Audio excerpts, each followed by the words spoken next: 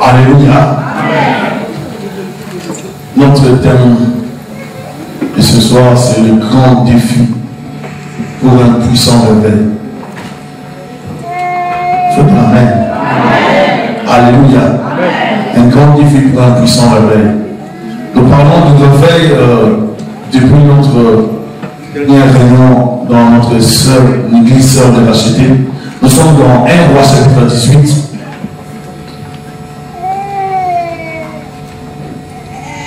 Je vais parler à partir du verset 22.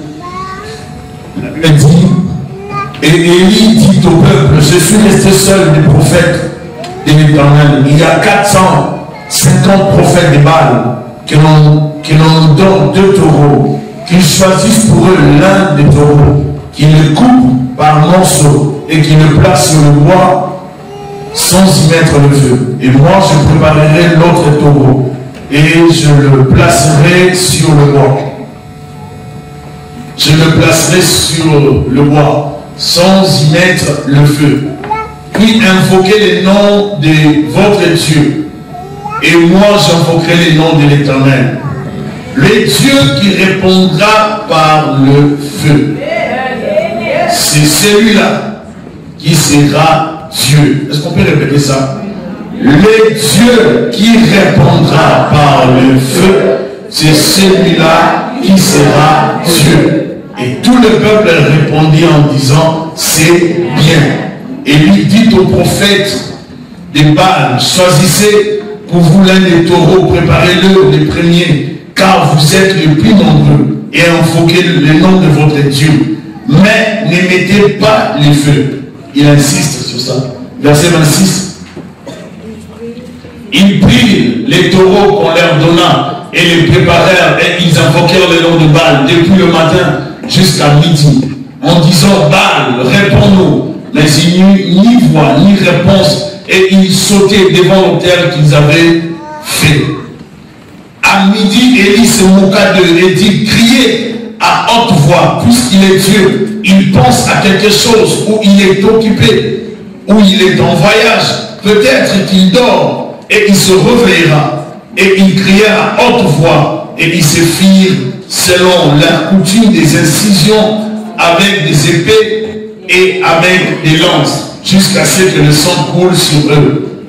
Lorsque midi fut passé, ils prophétisèrent jusqu'au moment de la présentation de l'offrande, mais il n'y eut ni voix, ni réponse, ni signe d'attention. Et il dit alors à tout le peuple, approchez-vous de moi. Tout le peuple s'approcha de lui. Et il rétablit l'autel de l'Éternel qui avait été renversé. Il prit 12 pierres d'après le nom de tribus des fils de Jacob, auquel l'Éternel avait dit, Israël sera ton nom. Et il bâtit avec ces pierres un autel au nom de l'Éternel. Il fit autour de l'autel un fossé de la capacité de 2 mesures de sémence. Il arrangea les bois, coupa les taureaux par monceaux et les plaça sur le bois. Puis il dit, remplissez d'eau 4 cruches et versez-le sur l'holocauste, sur le bois. Et il dit, faites-le une deuxième fois. Il fit une deuxième fois. Il dit, faites-le une troisième fois. Il le fit une troisième fois. L'eau coula autour de l'autel et l'on remplit aussi d'eau le fossé. Au moment de la présentation de l'offrande, Élie, le prophète, s'avança et dit, Éternel, Dieu d'Abraham, d'Isaac et d'Israël, que l'on sache aujourd'hui que tu es Dieu en Israël. Amen. Que je suis ton serviteur et que je fais toutes ces choses par ta parole. Réponds-moi, Éternel, réponds-moi, afin que ce peuple reconnaisse que c'est toi, Éternel, qui est Dieu, et que c'est toi qui ramène leur cœur. Et le feu de l'Éternel tomba. Il consuma l'holocauste, le bois, les pierres et la terre. Il absorba l'eau qui était dans le fossé. Quand tout le peuple vit cela, ils tombèrent sur leur visage et dirent, C'est l'Éternel qui est Dieu. C'est l'Éternel qui est Dieu. C'est l'Éternel qui est Dieu. C'est l'Éternel qui est Dieu. Alors, verset 40 pour conclure. Saisissez les prophètes des Baal, leur dit Élie, qu'aucun d'eux n'échappe. Et il les saisit et il les fit descendre au torrent de Kison où il les égorgea. Alléluia. Amen. Il y a certains prophètes des Baal qui vont perdre la vie. Je suis en train de parler à quelqu'un qui a des prophètes des Baal qui vont perdre la vie. Lorsqu'un mouvement de réveil commence à arriver et bien à prendre place, les ténèbres doivent se dissiper. Les ténèbres doivent laisser place à la lumière. Le réveil, c'est juste la clarté, c'est la lumière de Dieu qui jaillit quelque part. Et lorsqu'il y a le sommeil, on parle de ténèbres qui règne dans un milieu. Et le sommeil empêche les gens de comprendre ou de voir clair. Le monde traverse une période difficile de son existence, durant laquelle nous assistons au changement des choses. Les choses inadmissibles sont acceptées et les valeurs sont renversées par l'immoralité. Les intellectuels et les décideurs de ce monde prennent de mauvaises décisions, favorisant la croissance du péché et du mal sous toutes ses formes. Où allons-nous avec une société qui encourage l'avortement comme un moyen de contrôle des naissances, la vente et l'utilisation de la drogue, l'homosexualité comme une liberté de choix, le club des échangistes, la sodomie, les réseaux de prostitution bien organisés, les dons des préservatifs dans les collèges, cégeps, afin d'éviter soi-disant des maladies transmissibles. Les mal a atteint un niveau très élevé, ce qui pousse les diables à réclamer le sang des innocents par les terrorismes, les prises d'otages, les sacrifices de milliers de chrétiens. Dans certains coins du monde où on égorge, on tue des chrétiens. Nous assistons, n'est-ce pas, à un mouvement de meurtre par-ci par-là, à gauche à droite. L'éruption de certains monuments sataniques dans certaines grandes villes du monde, afin de dire tout haut leur appartenance au diable. Amen. Miséricorde. Nous assistons depuis un temps au grand travail satanique qui s'est fait à travers Facebook et à travers YouTube. Car à travers ce moyen, le diable a utilisé plusieurs personnes et aussi à travers des sites, certains sites. Il y a des sites qu'il faut sanctionner, qu'il ne faut même plus consulter. Je ne vous n'avez pas bien dit amen. Ils sont en train de dire qu'il y a des sites qu'il ne faut plus consulter. Des sites soi-disant chrétiens mais qui détruisent la foi des chrétiens. Il y a des sites qu'il ne faut pas, donc dès que vous le voyez, ne les consultez plus. Parce qu'il y a des sites qui détruisent la foi. Nous devons veiller sur notre foi. Tout instrument qui détruit, qui combat la foi, mérite d'être sanctionné. Est-ce que je parle à quelqu'un? L'église ne fait rien, l'église ne fait qu'assister à des choses qu'impose, n'est-ce pas, la société. Car à travers ce moyen, le diable a utilisé plusieurs personnes à publier des choses pas dignes pour la foi et l'image chrétienne.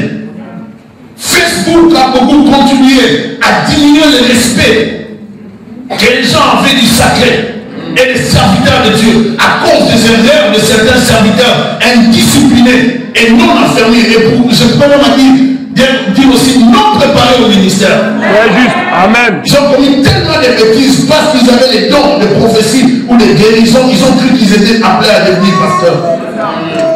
N'ayant pas la discipline, ils s'amusent à faire des bêtises avec les femmes des gens, à faire n'importe quoi. C'est qui termine l'image des serviteurs de Dieu. Où est l'élection des vies? Nous sommes dans une période où nous posons la question, si nous tous nous sommes perdus, nous sommes dans la bonne voie. Vous ne savez plus quoi faire parce que vous vous retrouvez avec des bandits en liberté, les milieux chrétiens des salis, parce qu'il y a trop de voyous spirituels. L'église a un sérieux problème et c'est pour cela que le réveil n'arrive pas dans la société parce qu'il y a trop de voyous spirituels et suspendus dans les églises qui ouvrent les églises à gauche, des suspendus dans les églises qui se réveillent le matin, qui ouvrent les églises. Et il y a toujours des suiveurs, des naïfs qui les suivent, qui les appellent pasteurs, prophètes, apôtres, je ne sais quoi, mais leur vie demande l'impureté totale. Amen. C'est l'heure de sanctionner certains ministères. C'est l'heure de la différence. Amen. Et nous devons croire à la différence. La Bible dit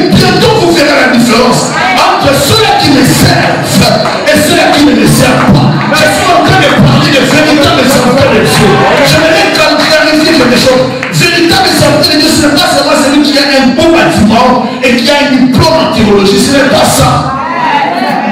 C'est celui qui garde les messages bibliques. Amen. Pas celui qui s'arrange pour plaire à son auditoire. Il y a des grandes églises qui arrangent le message pour plaire à l'auditoire. Gardez un bon nombre de gens dans l'église. Plusieurs des personnes que vous avez connues comme des grands prédicateurs sont perdus. Plusieurs se sont égarés. Il y a même, il faut réfléchir même pour dire qu'une personne est votre modèle, parce que nous sommes dans un temps où les modèles d'hier ne sont plus des modèles d'aujourd'hui. J'insiste que Facebook, YouTube et certains sites ont détruit la foi des chrétiens. Amen. Il y a des choses qui n'est pas publiées sur Internet. Il y a des choses qu'il ne faut pas publier. Je vois certaines personnes qui veulent faire la loi sur les hommes de Dieu. Mais qui t'a établi juge sur certaines personnes, certains pasteurs qui commettent des bêtises? Mais en faisant ce travail, vous détruisez la foi de plusieurs. Raison pour laquelle le diable est tellement argumenté, il a trouvé des alibi à cause de la faiblesse des gens. Si nous voulons que les gens entrent dans nos sites chrétiens ou dans nos pages Facebook, il ne faut pas publier n'importe quoi. Mais parce qu'on a besoin du public, il faut publier même les mensonges. Parce qu'on a besoin. Aujourd'hui, nous assistons bien de me faire attention. Ou vous regardez des fois des vidéos, on vous met une image, je ne sais pas, d'une femme, ou je ne sais de quoi, juste pour vous attirer. Ils savent que le contenu n'a rien à voir avec l'image. Mais on vous exploite par l'image parce qu'on sait qu'on va vous savoir. C'est l'heure de sanctionner certains sites. J'insiste, c'est l'heure de sanctionner certaines vidéos que vous voyez. Nous les chrétiens, nous ne devons pas regarder n'importe quoi pour nous fuir. Certaines images que vous regardez sur Internet, ça vous fuit. Ça porte la suite spirituelle sur vous. Et vous n'avez pas besoin de ça. Raison pour laquelle, au lieu de prier même, tu deviens découragé, ta foi est affectée. Tu n'as plus la connexion avec les cieux. Ton internet spirituel est moussé par des images sales. Donc tu ne peux même pas télécharger les informations du ciel. Parce que ta connexion avec le ciel a été brisée par l'impunité que tu viens de regarder sur Facebook ou YouTube. Il y a des choses qu'il ne faut plus regarder, je vous assure. C'est l'heure de se réveiller. Ça apporte un certain sommeil dans l'église. Ça détruit les chrétiens. Il y a des chrétiens qui sont pris en otage par Facebook. Pris en otage. Ils ne peuvent même pas se déconnecter de ça. Ils dorment et se réveillent là-dessus. Aujourd'hui, tu dois être réveillé. Amen. Parce que je parle à quelqu'un. Amen. La sorcellerie, la magie, l'occultisme et le mélange des fétiches traditionnels avec la parole de Dieu. Les enseignements non bibliques sont prêchés et antidoctrinaux sont aussi repérés dans l'église du Seigneur. Comment est-ce qu'on ne peut pas vivre le sommeil s'il y a de telles pratiques? On n'a pas été bien préparé à devenir pasteur, à devenir un homme de Dieu. On les devient comme ça. Hier, je disais à une personne qui m'a appelé pour un homme de Dieu, je lui ai dit, lui devait être un intercesseur. Il n'a pas été préparé à être pasteur. Parce que s'il était pasteur, il devait savoir qu'un pasteur ne fait pas ça. Si vous avez un pasteur discipliné qui vous apprend la discipline, c'est qu'il vous aime. Si vous avez un pasteur qui ne vous apprend pas la discipline, c'est qu'il ne vous aime pas. Le favoritisme va vous détruire. On ne donne pas de poste dans l'église parce que quelqu'un donne l'argent. On n'élève pas quelqu'un parce qu'il porte le costume. On ne donne pas de responsabilité parce que quelqu'un met la cravate. Il y a des critères d'éligibilité. Et il faut voir la clé, surtout la crainte de Dieu et la croissance spirituelle. On ne peut pas élever des gens comme ça dans l'église. Est-ce que vous êtes avec moi? C'est l'heure de comprendre les choses du Seigneur. Quelqu'un m'a appelé pour me dire, parce que moi, j'ai quitté l'église. J'ai quitté l'église. Tu quittes l'église. J'ai dit, je prends acte de ça. Merci. Je n'ai pas dit 3 phrases. J'ai dit, je prends acte de ça. Merci. Si c'est toi qui m'avais appelé, là c'est bon. Mais si ce n'est pas toi qui m'avais appelé, si c'est Dieu qui m'avait appelé, lorsqu'il m'avait appelé, tu n'étais pas avec moi, je ne savais pas que j'allais être pasteur, je ne te connaissais pas. Lorsqu'on a commencé la promesse, je ne te connaissais connaissais pas. Je ne savais pas que tu allais venir. Tu es parti. J'ai pris un. Tu es parti. Ce n'est pas un problème. Alléluia. Je lui ai dit ça. Calmement, puis je continue mon temps de prière.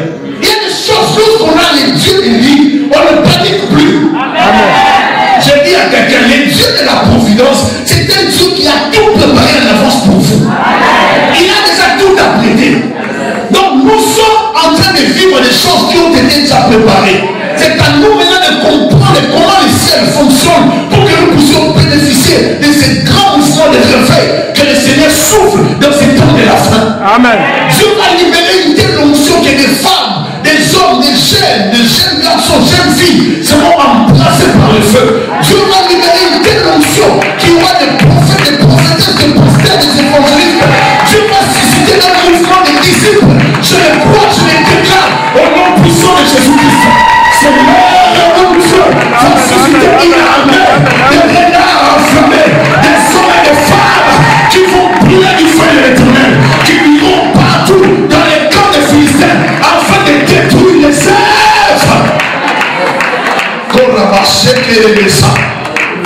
Les problèmes de l'église, c'est le problème de l'onction, dit l'onction. Le problème de l'église, ce n'est pas seulement la théologie. L'église a besoin de la puissance, dit la puissance. S'il n'y a pas la puissance, il n'y aura pas de feu. S'il n'y a pas la puissance, les gens ne verront rien. Le peuple a besoin de voir qu'il a le feu pour qu'il se décide. Le peuple est en train de pousser à gauche à droite. Le peuple cherche le feu et non la théologie. Je parle à quelqu'un. Le peuple cherche le feu. Le peuple est en train de nous dire où irons-nous. Les gens cherchent le feu. J'ai un problème, j'ai une maladie, j'ai besoin qu'on me guérisse. J'ai un enfant malade, j'ai besoin qu'il soit en bonne santé. La foi! L'église n'a pas besoin de trop de littérature, de trop d'explications, vous voyez. Étant donné qu'en Samarie, en 722, les Assyriens sont venus. À un moment donné, nous prenons cette histoire, nous mettons de côté. La démonstration du surnaturel répondra aux besoins de quelqu'un qui dit yes. Alléluia. C'est ça l'évangile. L'évangile est une corrige des choses comme ça. L'évangile vient pour nous replacer dans la puissance. Les hommes de la Bible n'ont pas prêché sans la puissance.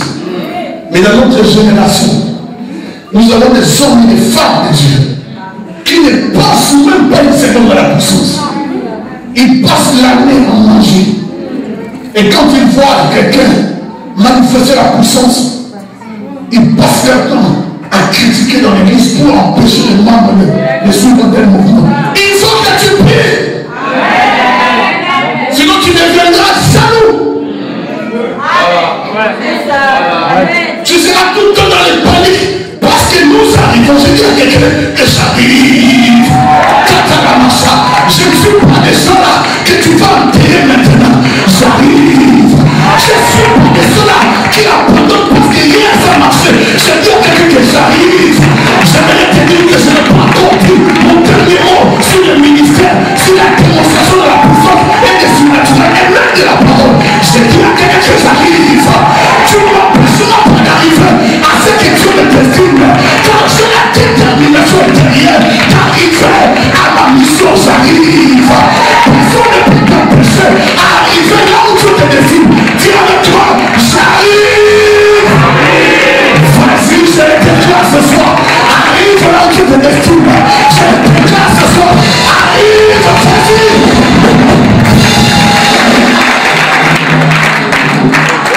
Nous sommes en mission de créer une rébellion spirituelle. Les sorciers qui règnent dans ta famille ne vont plus régner parce que c'est l'heure de la rébellion.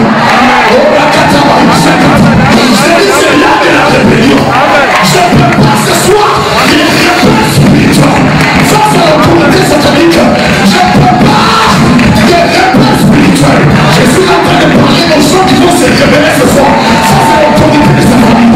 Les gens qui vont se réveiller et se révéler. Et se révéler. Tu dois te révéler par rapport à l'autorité spirituelle de ta famille. Ce soir tu dois te révéler.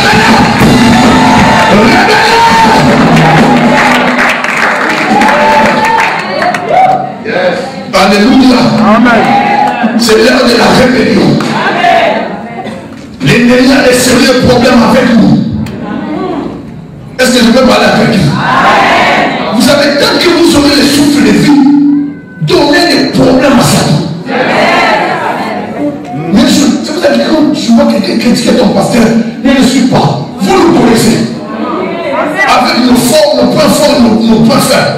Mais nous craignons Dieu. Amen. Amen. Amen.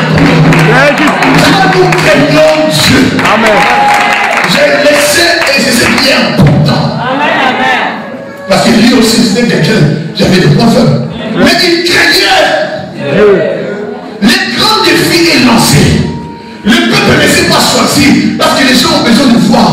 Mais qui va nous démontrer un peu les surnaturels? Sorti chez toi et libre, on va aller. Mais je ne sais pas quoi les balles, on ira vers les balles. Dieu voyait son royaume en danger. Mais Dieu savait aussi qu'il avait la toute puissance. Élie connaissait son Dieu. Élie était trop sûr de son Dieu. Ce qui va provoquer des réveils dans certains milieux, dans certaines familles, c'est la puissance. C'est l'atterrissage forcé du surnaturel. C'est l'atterrissage forcé de l'onction.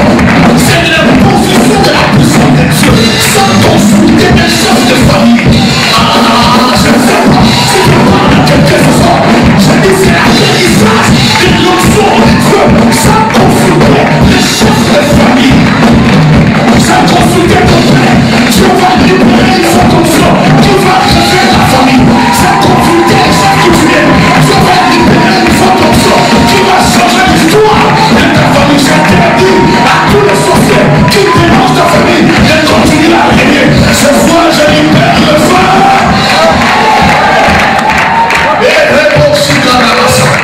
Maintenant, vous savez, les sorciers et les satanistes, et les gens qui sont dans les ténèbres, n'aiment pas ces gens de réunions. Lorsqu'on organise ces gens de réunions, ils combattent, ils veulent vous décourager. Ça m'étonne des fois, lorsque vous organisez des temps comme ça, les gens préfèrent rester à la maison. Et puis les dimanches, le pasteur, j'avais un problème. Oh, regarde. On a organisé une réunion. C'est ça. Pour vous. Maintenant, toi, tu ne peux même pas venir. Tu viens dans un culte où les sermons peut-être des fois un peu carrés. C'est là que toi tu veux venir pour poser un problème qui est nécessité un culte pareil. Amen. Nous sommes personne qui doit être la révélation. Nous avons besoin d'un peuple qui doit être de l'être. Un peuple qui s'est excessif d'une opportunité spirituelle. C'est dans des moments pareils que l'eau est agitée. Et c'est là qu'il faut se lancer dans la piscine pour recevoir la guérison. Est-ce que je parle à quelqu'un ce soir? Alléluia. Ce qui introduit d'office un feu étranger dans l'église de Jésus-Christ. Nous assistons aussi depuis un temps à des dégâts, des divorces, des égarements de conduite de certains serviteurs dans la foi, et même d'autres ont carrément changé de message afin de ne plus déranger leurs membres occultes, leurs membres homosexuels. Pour les accommoder, ils ont arrangé des messages.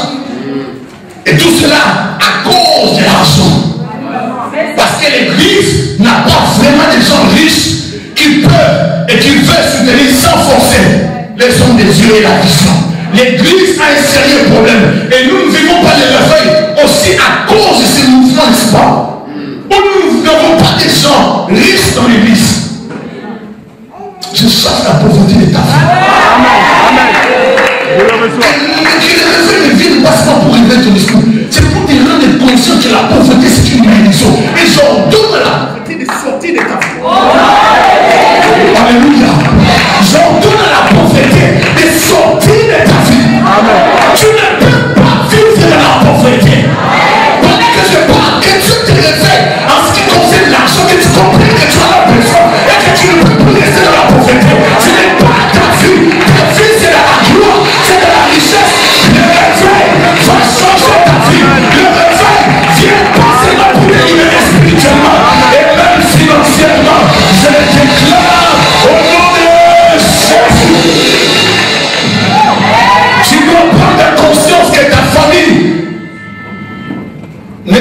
envoyé au monde pour que tu souffres. Non, non, non, non, non, non. Il y a des choses que tu dois vivre sur la terre et non au ciel. Je vais expliquer. Les iPads, c'est pour la terre. Ta montre, c'est pour la terre. Il y a des choses que tu n'auras pas besoin au ciel. Maintenant, profite de ce que Dieu t'a donné sur la terre. Que les réveils te rendent conscient que tu as à te réjouir des choses que Dieu t'a déjà données d'avance. Tu n'as qu'à les appeler à l'existence. Tu n'as qu'à les appeler à l'existence. Tu n'as qu'à les appeler à l'existence. Je te sors de la pauvreté. Tel que je pars, tu sors de là. Tel que je pars. J'avais dit autrement, s'il y a quelqu'un qui est dans un emploi, qu'il ne fallait pas qu'il reste là, que Dieu te libère de là, que tu sors de là, qu'on puisse te licencier. Comme je dis, qu'on puisse te licencier de là, pour que tu puisses trouver un emploi qu'il te faut. Parce que Dieu ne te faut pas dans la médiocrité, dans la petitesse, qu'on la chaque à ça. Le réveil, c'est un pour ta maison. Le réveil, c'est un pour ta famille. Je ne te vois plus vivre dans la pauvreté. Je ne te vois plus vivre dans la même situation. Je dis le réveil, c'est pour changer ma vie de famille.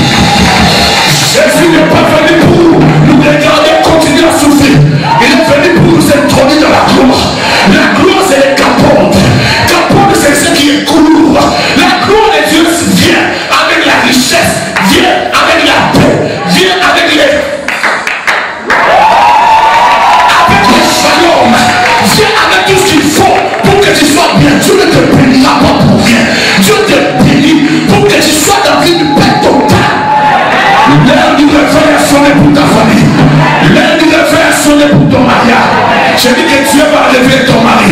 Si ton mari continue à dormir, que Dieu le réveille, qu'il se rende compte qu'il a une belle femme. Il doit se réveiller quand t'as ta beauté, quand la sécurité. Il doit se réveiller pour savoir qu'il a une bonne et belle épouse. Au nom de qu'il réveille.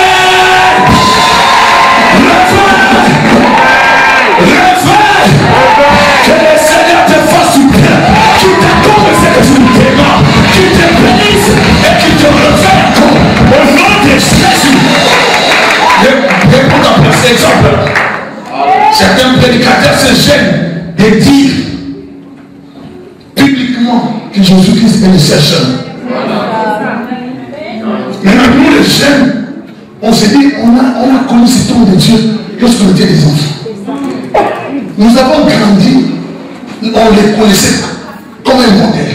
Maintenant, ici, on voit que lui, le modèle, nous dit que Jésus-Christ n'est plus vraiment le seul chemin. Dieu a d'autres chemins. Est-ce que je dois continuer à te soutenir? Je me déconnecte des gens qui vont m'alourdir spirituellement. Je me déconnecte de ces gens qui ont hier été des mouvements de réveil, mais qu'aujourd'hui, ce sont des gens. Je me déconnecte. Je me déconnecte d'eux.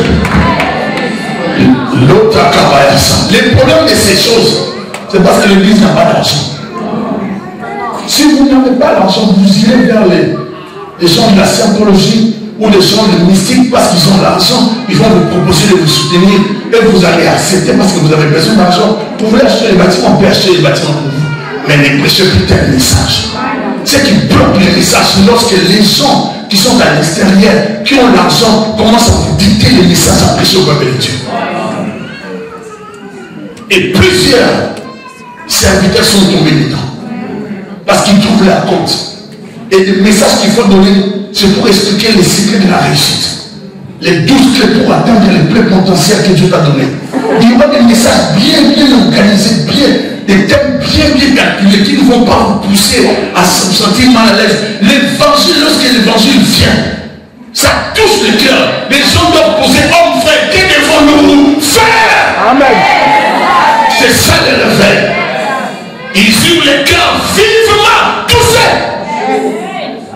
Si la parole ne touche pas les gens, et la parole les laisse seulement comme ça, c'est qu'il y a un souci avec le messager. Donc on enseigne aux chrétiens qui n'ont plus besoin de gêner, car Christ a tout accompli à la croix. Waouh! sont des choses qui tuent et qui combattent le réveil. Donc le message nous parle comment invoquer des grands hommes de Dieu qui sont morts, afin de recevoir d'eux la force qui était en eux. Oh là là, ce n'est pas biblique. Les choses qui tuent le réveil. Est-ce que je parle à quelqu'un? Où est la place du Saint-Esprit dans l'église d'aujourd'hui? Le Saint-Esprit de Dieu n'a pas vraiment sa place dans l'église d'aujourd'hui à cause de plusieurs ajouts qui n'ont rien à voir avec les dieux de la Bible.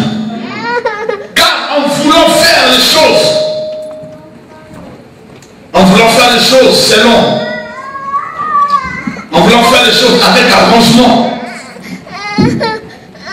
avec beaucoup d'arrangement, les hommes ont étouffé l'œuvre du Saint-Esprit. C'est pour cela que dans certaines églises, vous penserez que le Saint-Esprit avait déjà quitté le monde à cause de la froideur et de l'insensibilité à la présence du Saint-Esprit. Si vous allez dans certains milieux, vous allez croire que le Saint-Esprit n'était même plus, l'église était déjà enlevée. Je ne sais pas si vous comprenez.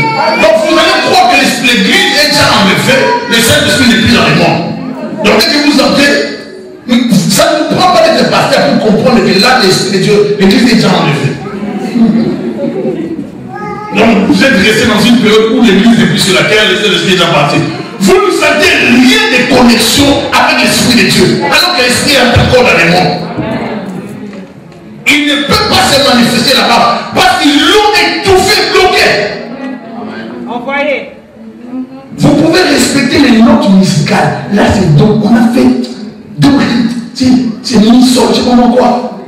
Vous pouvez respecter les notes musicales, mais s'il n'y a pas la présence de Dieu, vous perdez beaucoup de temps. Perdez des temps, je vais expliquer ça autrement. Si ton problème est dans une église de réveil, tu te retrouves dans une église universelle, tu n'auras jamais la solution dans l'église universelle. Parce que dans l'église universelle, tu n'auras jamais l'opportunité de bénéficier de ce que tu dois bénéficier pour comprendre et combattre les gens des problèmes de ta famille. Amen. Ça te prend la révélation pour savoir dans quel endroit je dois mettre mes pieds. Je ne mets pas mes pieds parce que c'est un beau bâtiment, c'est une belle salle, c'est un bon français. Les Français ne vont pas t'annoncer.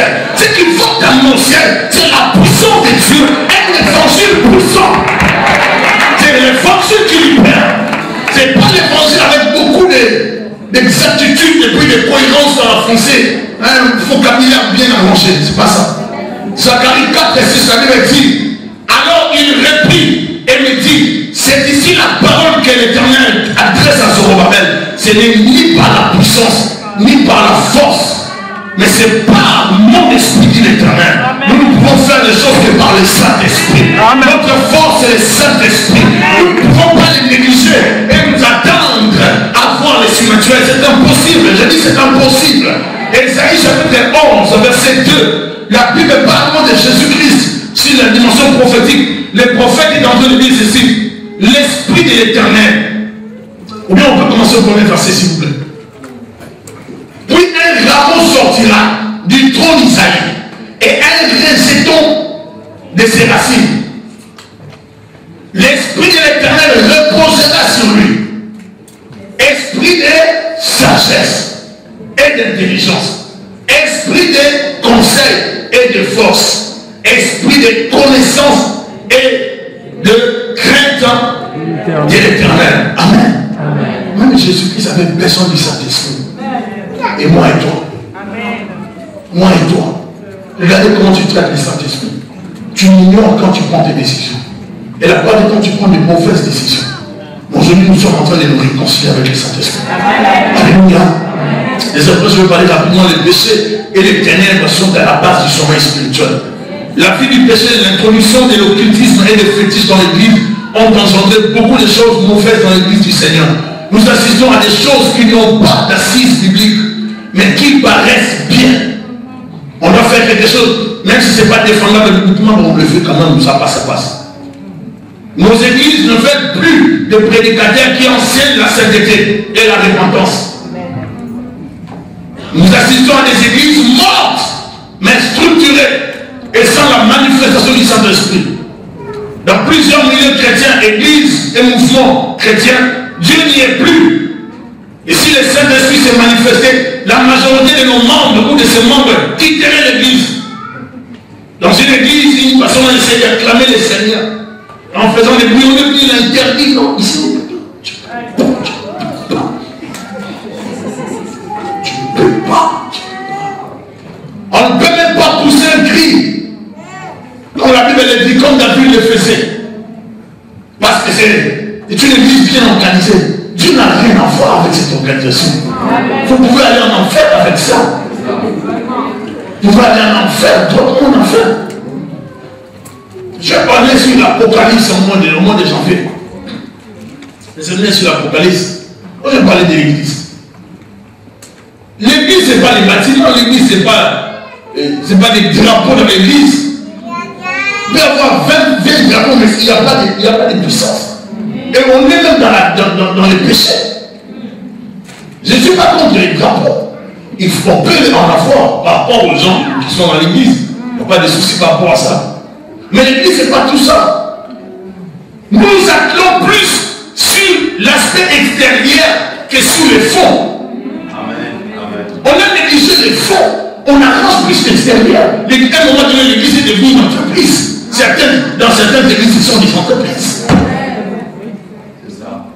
Donc, dès que vous allez, vous trouvez que ici, je suis dans une entreprise. Vous trouvez, ce n'est pas un péché d'organiser l'église. C'est très important d'organiser.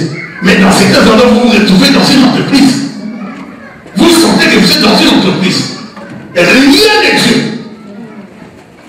Et les employés de Samuel, nous devons rester spirituels. Amen. Alléluia. Tout cela parce que les gens ne sont pas habitués à la puissance de Dieu. Ils ne sont pas habitués à la puissance de Dieu dans leurs églises. Paul déclare ceci dans 1 Corinthiens 2, 4 à 7.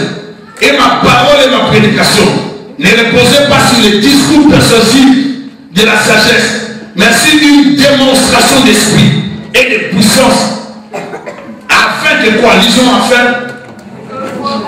afin que quoi? Lisons 1, 2, 3, afin que votre foi fût fondée, non sur quoi? mais sur la puissance de Dieu.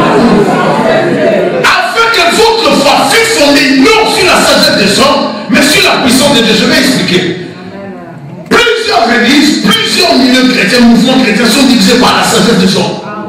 Mais il n'y a plus la puissance de Dieu. L'église, ce n'est pas une histoire de la sagesse humaine seulement.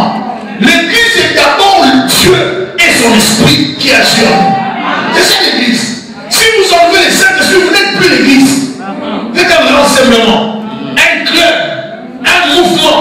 Mais l'église, c'est d'abord le Saint-Esprit. Et la parole de Dieu est élevée. C'est là l'église. Et dans l'église du Seigneur, il doit y avoir la puissance. Dis la puissance. La puissance. Le message doit se reposer sur la puissance. Et la foi doit être fondée sur la puissance de Dieu. Si tu ne vois pas, tu ne vas pas croire. Je dis à quelqu'un que tu as besoin de foi. Tu as besoin de foi. Dis à ton côté, j'ai besoin de foi. J'ai besoin de foi. J'ai besoin de foi. Tu as besoin de foi, de surnaturel de Dieu pour te fortifier encore davantage. Même Moïse, avant de la mission, il a demandé à Dieu de voir. Et Dieu a dit, entre ta main, il sort la main sur la lèvre, prends les bâtons, il prend les bâtons, ça devait les serpents. Dieu dit, prends les bâtons, il les prend sur les bâtons. Tu as besoin de foi.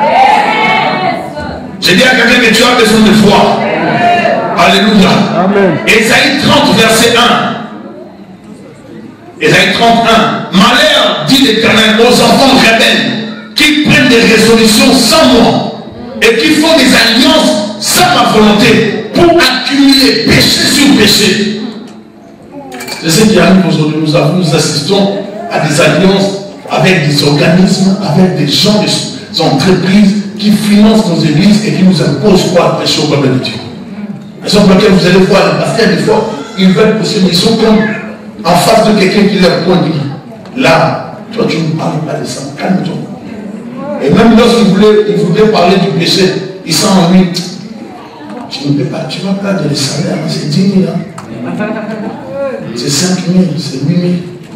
Quand tu penses seulement à ton argent, tu te dis, hein, tu laisses, bon, Dieu va comprendre. C'est ça le problème de l'église. Que Dieu vous donne l'argent, que vous aussi vous ayez le cœur de donner l'argent dans l'église, pour qu'il ne manque pas l'argent dans l'église. Ainsi les pasteurs, les hommes ne seront pas corrompus. Regardez, vous n'avez pas bien entendu. Vous n'avez pas bien entendu. C'est pourquoi on n'a pas bien entendu, parce que c'est toujours dérangeant de parler d'argent dans l'église. C'est toujours dérangeant, les gens n'aiment pas ça.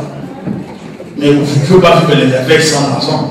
Ça, c'est dans notre contexte. Parce qu'il faut toujours rester dans son contexte. S'il y a des activités, c'est parce qu'on a payé la salle, c'est parce qu'on a payé tout ce qu'on a payé, on a fait tout ce qu'on a fait pour que nous puissions nous retrouver là. Donc ça, c'est là avec l'argent. C'est pas en parlant en langue.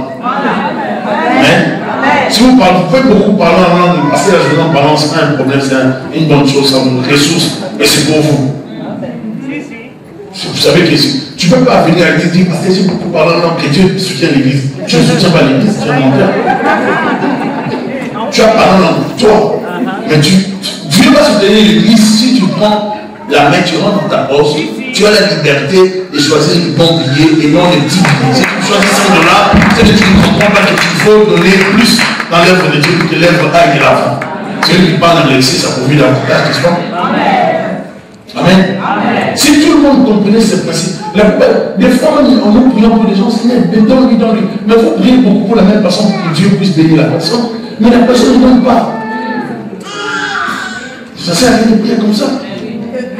L'église a besoin de partenaires. Et quand je parle de l'église, je parle pas seulement de nos églises. L'église partout. Les gens de Dieu ne peuvent pas. Partout, vous voyez des églises dans le monde, en Europe, partout en Afrique, en Asie, en Amérique latine, ici en Amérique du Nord. Les églises ont besoin d'argent pour qu'elles fonctionnent. Et si les membres des églises ne donnent pas, ne soutiennent pas leurs pasteurs auront des sérieux problèmes. Il y a plusieurs façons d'aller chercher l'argent dans les organismes qui peuvent financer les pasteurs. Ils auront les salaires, ils auront l'argent. Mais tout ce qu'on leur demande est parler passer les péchés, parler passer la repentance, parler passer l'homosexualité. Il y a des messages qu'on va vous interdire, que vous allez les respecter, parce que vous avez quelque chose qui rentre dans les comptes. Et quand vous allez à la fin du mois, vous allez voir vraiment c'est les comptes à combien vous faites. Et ça va vous faire du bien parce qu'il y a l'argent dans les comptes. Quelqu'un dit Amen. Amen. Que Dieu nous change. Amen. Amen. Amen. Nous allons passer au troisième point. La prière et le jeûne dans le processus du réveil. C'est très important pour nous de savoir prier. Jacques, chapitre 5, verset 17 à 18. La Bible dit, ça c'est l'avant-dernier point, la Bible dit, Élie était un homme de la même nature que nous. Il pria avec instance pour qu'il n'ait plus point. Et il ne tomba point de pluie sur la terre pendant 3 ans et 6 mois. Puis le même Élie, il pria de nouveau et le ciel donna de la pluie et la terre produisit son fruit. Le même Élie a bloqué la pluie. Il revient, il débloque la situation. Le réveil ne vient pas que par des hommes et des femmes de prière. Jacques nous rassure, il dit, il était de la même nature que nous. Il veut nous encourager. Il veut nous dire, ne dites pas que c'est un homme extraordinaire. Ne dites pas que c'est un ange qui venait du ciel. C'était un homme de la même nature que nous, avec une faiblesse. Mais il savait prier. La force du réveil, c'est dans la prière. Dans nos églises, si nous avons des frères et des sœurs qui savent prier, pas qu'ils se justifient, ou bien qu'ils prient lorsque les pasteurs sont là, ils élèvent la voix. Si les pasteurs n'est pas là, ils ne prient pas. Ils prient lorsque les pasteurs sont là. Lorsqu'on parle de la prière, tout le monde là, moi je prie beaucoup. Moi je prie beaucoup. Vous pensez que tout le monde dit que vous priez beaucoup, c'est vous priez moins beaucoup. Non, on doit se le dire. Vous allez voir, dans les ministères, c'est pourquoi. Après, moi je dis, avec toute cette expérience que nous avons dans le ministère, on a des enfants spirituels aussi que je vois, même à l'extérieur du pays, en Afrique, je vois comment est-ce qu'ils font leur ministère. Je comprends. Je comprends beaucoup par rapport au ministère. Lorsque les gens disent, je prie, est-ce que vous priez? Quelqu'un qui n'a pas su à développer la vie de prière au début de sa conversion, de sa foi. aura du mal à prier lorsqu'il aura des responsabilités. Tu auras du mal à prier. Parce qu'au début, tu prenais, donc tu as trouvé ça facile pour toi. Donc tu n'as pas développé la discipline de la prière. Tu auras du mal à te rattraper. Il faut que tu sois vrai auprès d'un homme de Dieu pour qu'il t'aide. Sinon, tu vas garder cette vie et tu vas développer l'hypocrisie. Tu seras l'effet pasteur, tu seras l'effet apôtre, prophète, mais tu auras la foi des pasteurs, tu auras les astuces des pasteurs, la connaissance des pasteurs, mais au fond, tu sais que tu ne pries pas. Et les victimes, ce sont les peuples de Dieu. C'est méchant de venir devant vous prêcher alors qu'on ne s'est pas préparé dans la prière. C'est méchant. Donc je viens là, je vous prêche et je n'ai rien fait, je n'ai fait que manger, puis je regarde la télé, puis je dis, oh, tu es bon. Comment vous allez vivre les réveils comme ça, mais tu es bon, vous mangez bon. Non, c'est le temps des réveils, on se prépare, on gêne, on cherche la face de Dieu. Vous n'irez pas loin avec Dieu si vous ne développez pas la vie de prière. Dis à ton voisin, développe la vie de prière. Apprends à gêner. Ce sont des choses que nous devons développer. Lorsqu'on gêne et on prie, l'homme intérieur grandit. Nous sommes fortifiés dans l'homme intérieur. Nous sommes puissamment remplis, bénis dans l'homme intérieur par le Saint-Esprit. Vous pouvez ne pas comprendre. Les rêves que vous faisiez hier, les cauchemars, vont partir à cause du Saint-Esprit. Le mari de Dieu qui a fait la facilité d'atterrir sera répété dans les rêves. Et dans les rêves, tu vas lui dire, je ne veux pas de toi, attention. Ce ne sera plus des rêves où tu vas accepter comme une prévue qu'on amène à la bouche. Non. Dans les rêves, tu diras non dans les rêves. Tu auras la puissance et dans les rêves, tu auras la conscience de la chrétienté. Est-ce que le parle à quelqu'un? Que le Seigneur te donne la puissance de la prière, qui te donne l'onction, qui te bénisse la force de chemin de prier. Tu en as besoin. Pour qu'il y ait réveil dans ta famille, tu dois apprendre à prier. Je vais atterrir avec l'affrontement des difficultés pour un réveil. Il ne peut pas y avoir réveil s'il n'y a pas affrontement. Il y a toujours une force spirituelle qui règne dans un milieu. Et cette force spirituelle domine le milieu, domine une famille et empêche tout mouvement vers le Seigneur. Dans certaines familles, lorsqu'on vient aller vers Dieu, la force spirituelle s'attaque aux gens qui créent ces mouvements. Lorsque tu veux commencer à prier, on t'attaque. On libère toutes les factures, les problèmes sur toi pour que tu sois découragé afin de ne pas te concentrer à la prière. Tu veux te concentrer à la prière, mais l'enfant tombe malade.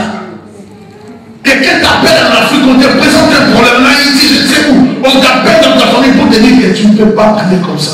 Tu as trop de problèmes. Pleure. Et là, tu te mets à pleurer.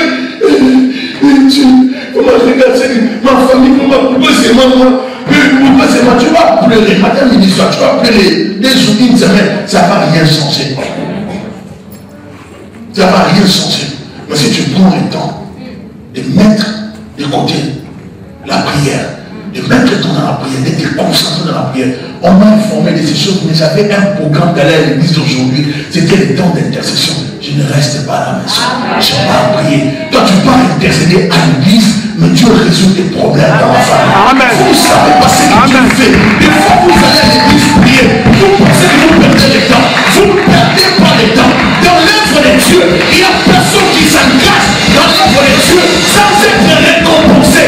Toute personne qui s'engage à servir Dieu sera récompensée. Quel que soit le travail que tu fais dans ton église, Dieu te récompensera.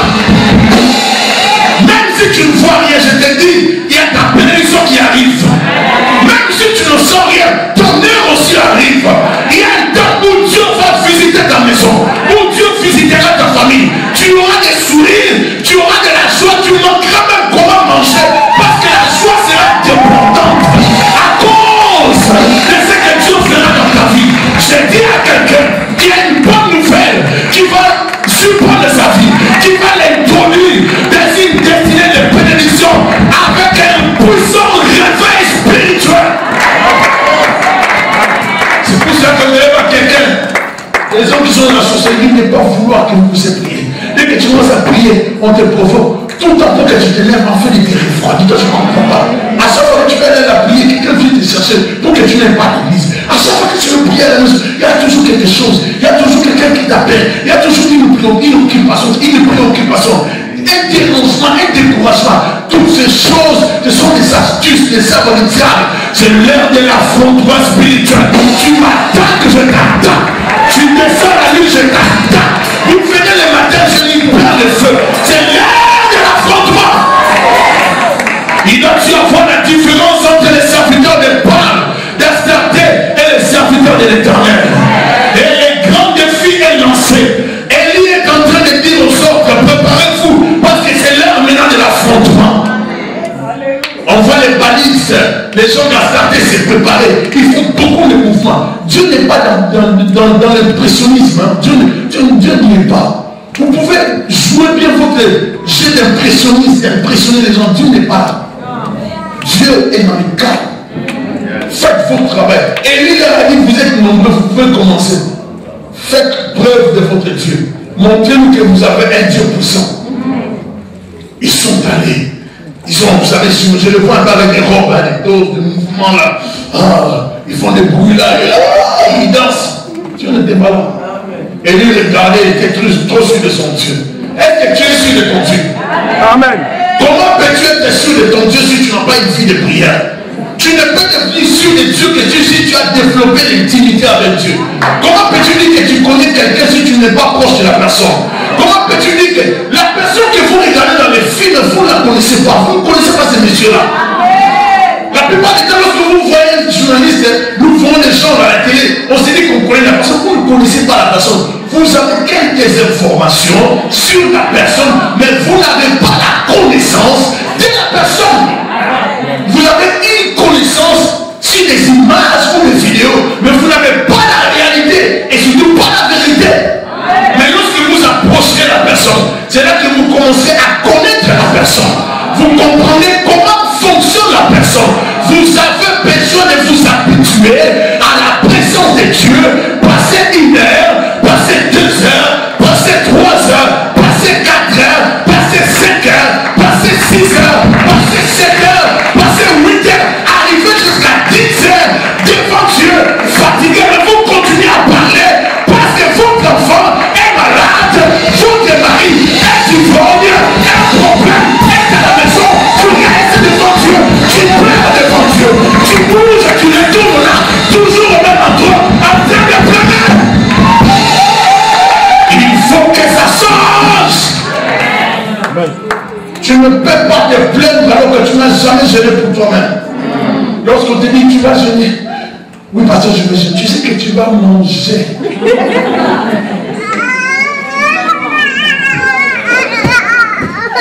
Tu sais que tu vas manger mais tu viens. Pasteur prie, on t'aime, est-ce que tu as jeûné? J'ai jeûné. Mais d'abord la base de l'immense, la prière n'est pas rien donnée. Regardez déjà comment les chrétiens fonctionnent. C'est mal parti. Très mal parti. Un jour, un homme de Dieu demande à quelqu'un de jeûner. On va jeûner autant de jours.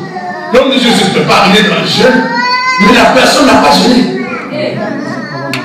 La personne n'a pas jeûné. Comment tu peux faire jeûner un homme de Dieu alors que vous avez arrangé un programme? Lui, il jeûne, et il s'indique que toi, tu as mangé. Un peu de respect. Un peu de respect. Comment tu me fais jeûner? Je jeûne, mais toi tu manges. Je ne peux pas porter ton fardeau plus que toi. Je porte ton fardeau avec toi, nous partageons les fardeaux. Pour pas que tu manges les jeunes, moi j'ai un peu de soucis. Mais toi tu manges. Les cubes dans de...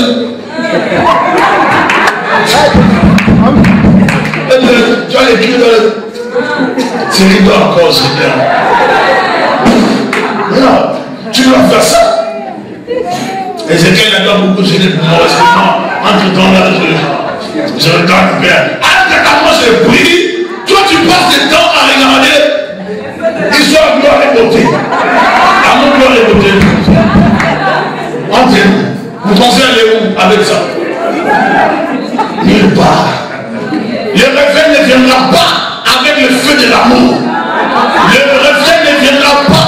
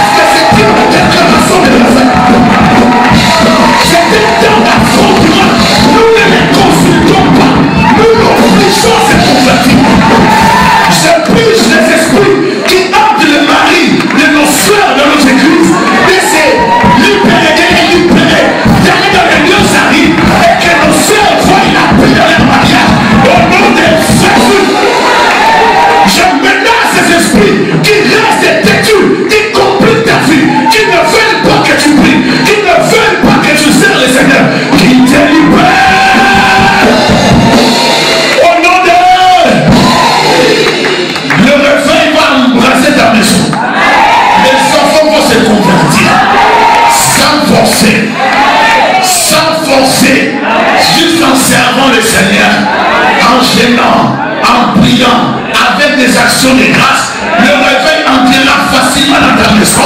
Tu verras des enfants changer. Tes enfants ne seront pas des voyous. Pendant que je parle, pour savoir une prophétie. Tes enfants ne seront pas dans les coins de rue, dans les bandes de nuit, des voyous de la trompe. Je t'interdis de tout ça.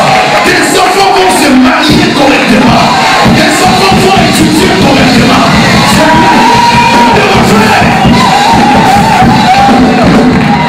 réveil, le Père ramenera le cœur des enfants vers le Père. On va ramener le cœur des enfants vers le Père.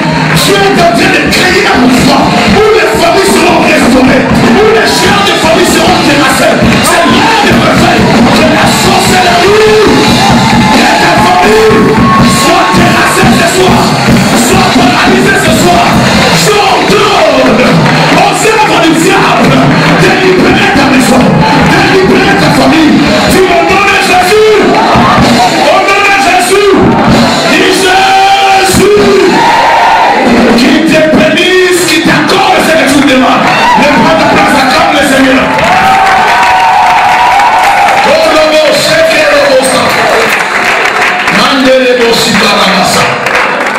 Les divinités de nos familles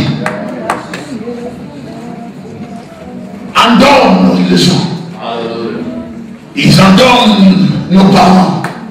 Il faut que vous allez retrouver une famille où pour manger, ils ont un budget. Vous savez, je connaissais un frère pour manger chez lui. Les budgets, lui, il ne donne pas leurs offrandes. Vous le voyez, il ne va pas donner, il va tout faire pour ne pas donner.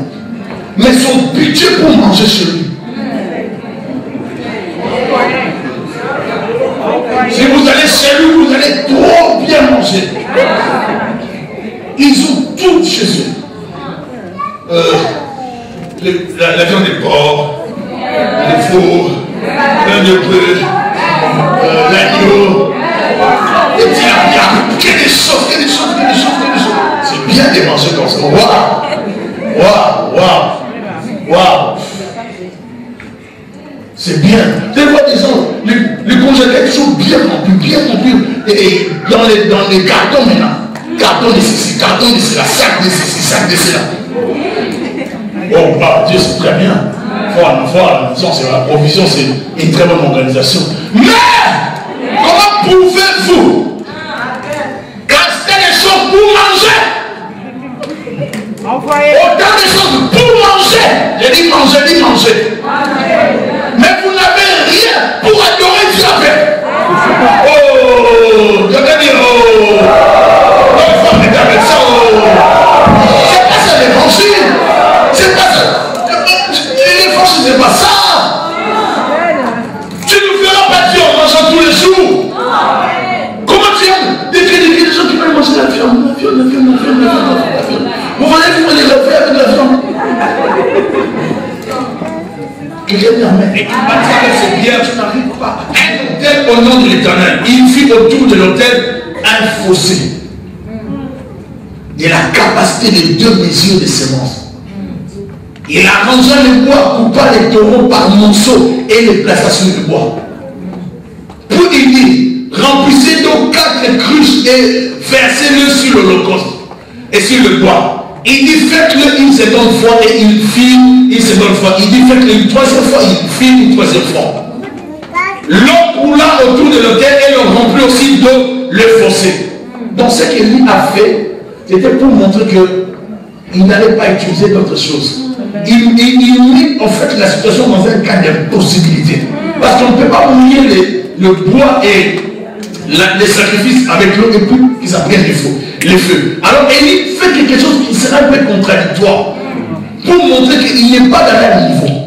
Il a voulu, vous avez des bêtises, vous avez montré des choses, vous montrer comment je suis. En fait, c'est ce qu'il a voulu dire.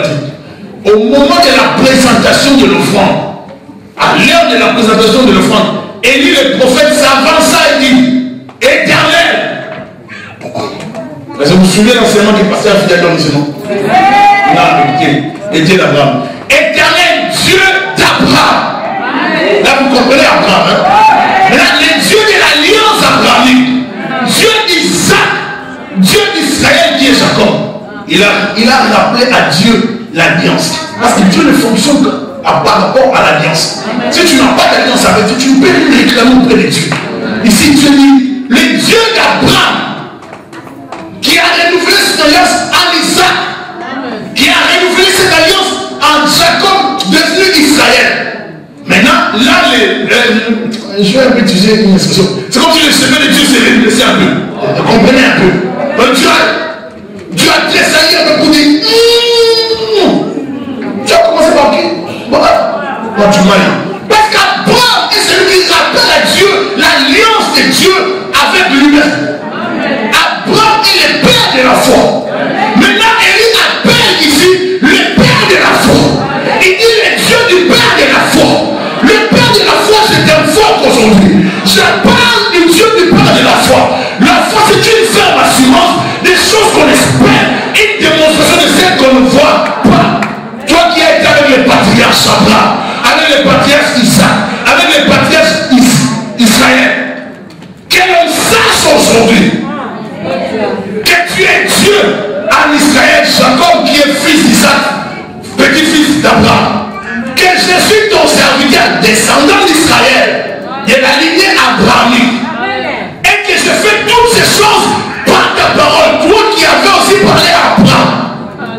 Réponds-moi, Éternel, réponds-moi, afin que ce peuple reconnaisse que c'est toi, Éternel, qui est Dieu, et que c'est toi qui ramène le cœur. Que Dieu commence le mouvement de ramener le cœur.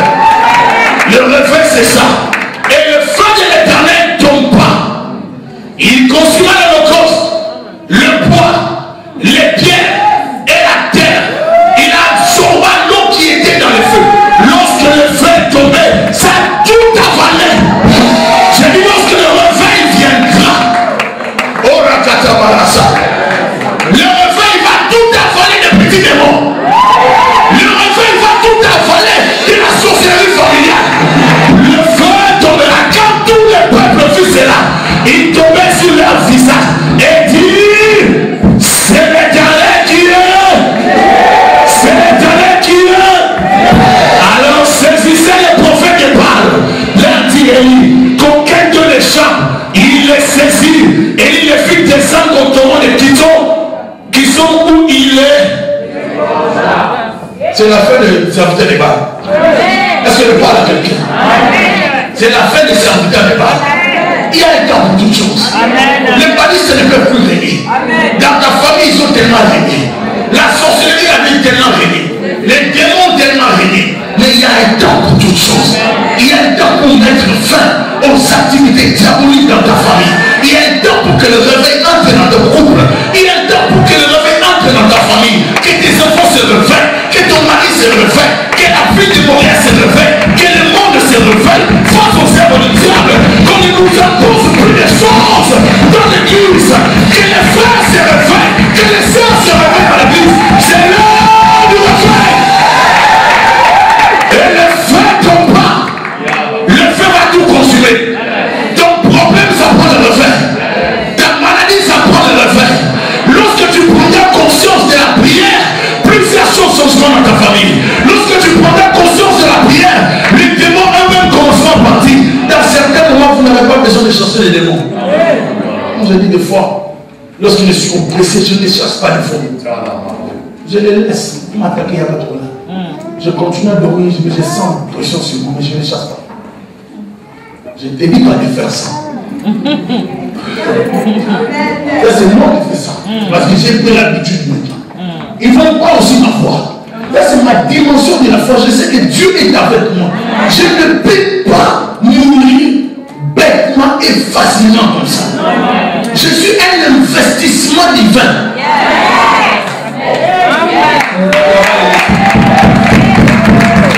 Mais là, tu peux aussi le dire. Tu es un investissement divin. Si tu sais que tu sers Dieu, peu importe là tu sers Dieu, mais dans ta tête, le diable ne peut pas te tuer. Le problème de l'autorité spirituelle, c'est la prise de conscience de ce que Dieu a fait à la croix pour toi et de ce que tu es pour Dieu.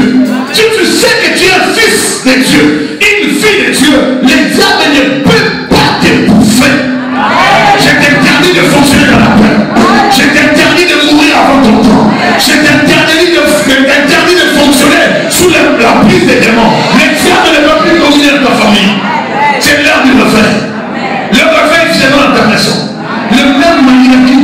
connais pas, il va commencer à te comprendre. Est-ce que je parle à quelqu'un? Et je parlais avec une personne un jour, ça fait plusieurs années, en Europe, et puis la personne, son mari l'avait fouillé. Je dis à la sœur, vous savez, ma sœur, il faut que tu pries, on va prier, on va faire un programme de prière. Ma sœur fait aussi une offrande anticipative, l'action de grâce. Des fois, lorsque les gens ont l'air de faire l'action de grâce, la plupart des temps, les gens, quand le pasteur Léon Roland expliquait dans l'enseignement, il faut savoir bien faire l'offrande d'action de grâce.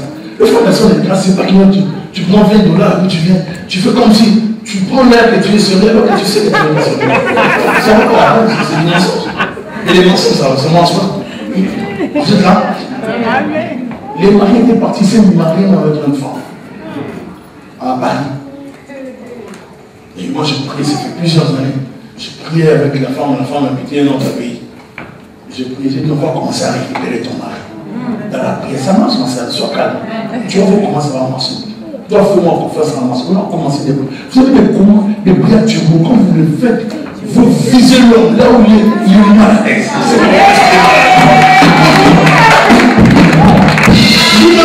Je vous assure qu'il était mal à l'aise. J'ai travaillé les messieurs dans la prière. Vous savez, il faut travailler ça parce que comme Dieu nous parle, non, nous on travaille dans la prière. J'ai travaillé les noms du messieurs dans la prière. La Bible déclare le cœur du roi est comme un courant d'eau entre les mains de l'Éternel. Il peut écrire où il veut. Si Dieu peut contrôler un roi, pourquoi il ne peut pas contrôler un mari? Si Dieu peut contrôler un roi, pourquoi il ne peut pas contrôler les hommes? J'ai commencé à réclamer son mari dans la prière. Un jour, elle a reçu un appel. Le monsieur l'a appelé chérie. Il était déjà parti la maison de l'autre côté. Il m'a appelé chérie. Nous sommes en plein travail, nous sommes dans le processus. Toi, ça ne fait pas seulement une bonne action de grâce. Il ne faut pas m'embrouiller. Il ne faut pas m'embrouiller, en fait. Je ne peux pas prier, et puis tu vois que Dieu fait, et puis tu vas embrouiller son nom. Je ne peux pas une action de grâce. Tu vas voir. On a commencé à prier les messieurs, et lorsque les messieurs appelaient encore, j'ai dit à la sœur, maintenant parle avec le monsieur calmement. Invite le Dieu de venir. Pasteur, il dit invite-le. Qui détende seulement la date. On va travailler tout. Tout sera préparé. Toi et la maison, tout. Tout sera préparé. Dès qu'il nous mettra ses pieds chez toi, le type va connaître qu'il a rencontré un homme de Dieu de nous. Et les jours que le monsieur avait mis le pied là-bas, est-ce qu'il est reparti? Je l'ai bloqué dans la pierre. Et je l'ai fait plein d'autres femmes. Je l'ai dit encore aujourd'hui. Il y a des prières qui corrigent les situations. Certaines situations, ça prend la puissance. Tu les déclares, tu dis, il est ivre d'amour par le Seigneur et non par le fétiche. Tu n'as pas besoin de fétiche. Nous avons plus que les fétiches. Tu peux les contrôler par la prière. Le réveil viendra. J'ai dit que le réveil viendra. Le réveil arrive. Nous avons besoin du feu. Le feu doit tomber. Lorsque le feu tombera, le feu va consumer les péchés. Le feu va consumer les ténèbres. Le feu va consumer tout ce qui nous empêche, tout ce qui nous rend lourd. Le feu va tout brûler, ça va tout détruire. Le feu va nous laisser la possibilité de servir Dieu correctement. Le feu de Dieu arrive. Le feu de la prière arrive pour détruire les œuvres du diable. Dans nos familles, dans le pays, dans la vie, nous sommes en train de les détruire. En ce moment, nous les paralysons, nous les détruisons. Au nom de Jésus-Christ, nous sommes en train d'invoquer le feu de Dieu. Que le feu de Dieu paralyse les œuvres du diable. Que le feu de Dieu déstabilise les œuvres du diable. Que le feu de Dieu déstabilise les œuvres du diable. Le feu de Dieu est en train de paralyser la sorcellerie. Le feu de Dieu. Que toute activité des ténèbres dans ta vie s'arrête maintenant par le feu du Saint-Esprit. Le feu de Dieu dans ta vie. Pense à ta famille. Pense à ta vie. Pense à ta vie. Alléluia. Nous sommes debout. Alléluia.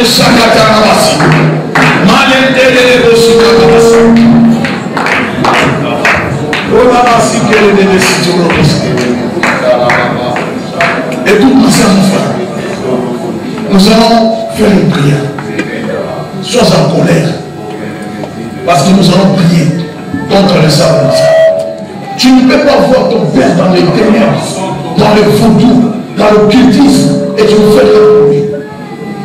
Tu vois ta maman dans la souffrance, elle se bat, et toi tu continues à vivre dans le péché. Alors au lieu de prier, mais tu viens à l'église, mais tu ne crains pas le Seigneur. Il y a des choses à changer. Nous devons aider nos parents. Nous devons aider nos familles. Tu connais le Seigneur pour que ta famille connaisse le Seigneur. Ta connaissance de Dieu doit aider ta famille. Est-ce que je parle à quelqu'un? N'accepte plus de vivre dans les ténèbres. N'accepte plus de vivre dans les mêmes situations. Lève-toi dans la prière. Lève-toi nous sommes debout dans la prière. Nous allons prier maintenant. Déclare avec mon Seigneur Jésus. Couvre-moi. Par ta puissance. Délivre mon esprit. De toute emprise. Les ténèbres. Jésus, j'ai besoin de toi. Pour ma vie. Pour ma famille. Réveille mon esprit. Réveille mon esprit. Seigneur, réveille-moi. Seigneur, réveille-moi. Souffle. Un vent puissant. Pour me réveiller. Réveille mon esprit. Réveille mon esprit.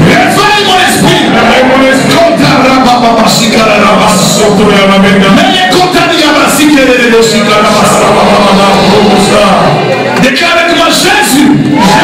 Je t'appelle pour ma famille. Viens déstabiliser. Le règne satanique dans ma famille. Que l'homme fort de ma famille puisse libérer l'espace de ma famille. Au nom de Jésus, je t'appelle. Éternel, souffle sur moi. Je t'appelle.